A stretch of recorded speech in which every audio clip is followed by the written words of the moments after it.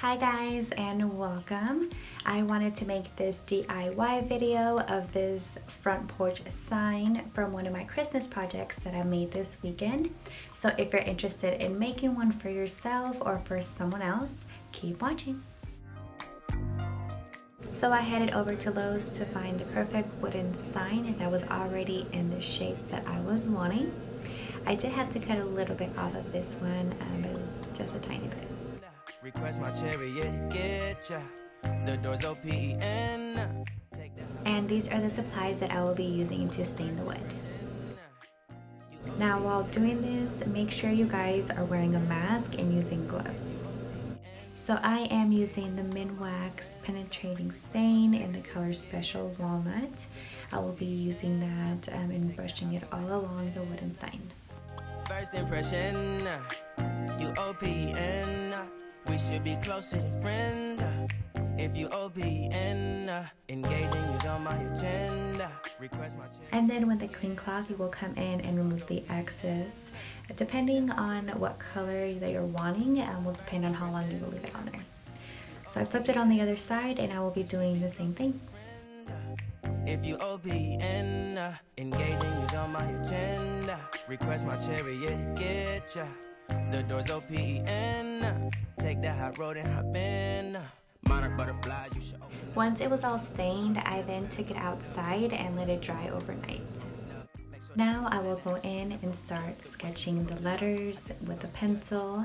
I will be doing the H, the M, and the E. As you guys saw, I will be doing a wreath for the O. And I always use a ruler to make sure that I get perfectly even lines. Next, you will get your white paint, your brush, again the pencil, and of course the wooden sign. In this case, I decided to use my white paint marker to outline the letters.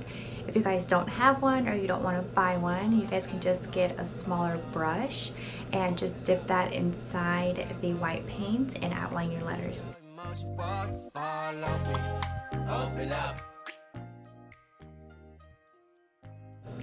Now for the O, I will be using some Garland, copper wire lights, and some wire scissors.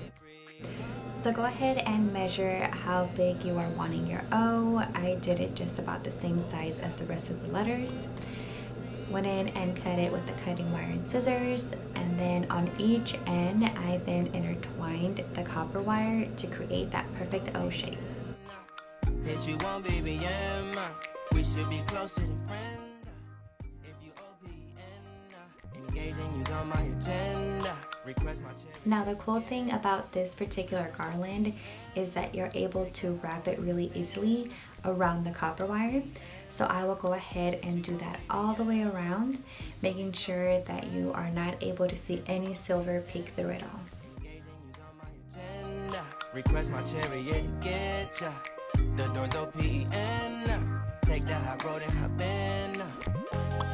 Open up, open up, shut it down. So the branches on the garland were a little bit too long, so I'm gonna go in with the wire cutting scissors and just trim it up a little bit and fluff it out and get it to where it looks really good and it's not overwhelming the rest of the letters. I will then go in with some lights and wrap it all around the wreath. I think it will give it a really nice touch. Now the same way that I wrapped the garland around the copper wire is the same way that I will be wrapping the lights around the wreath.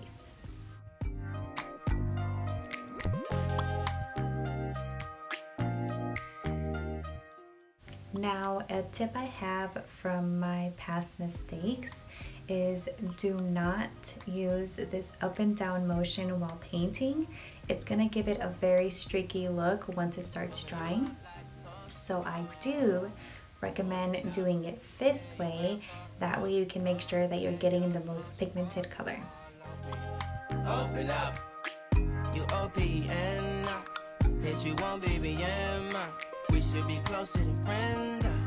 If you OPN, engaging is on my agenda. Request my chariot, get ya. The doors open. Take that hot road and hop in. Open up. Last step is getting your nails, your hammer, and we are going to measure where exactly we want it. So I'm gonna go ahead and use one of the smaller nails. I don't need anything too big. And I will go in and start hammering it down. And this is the final look.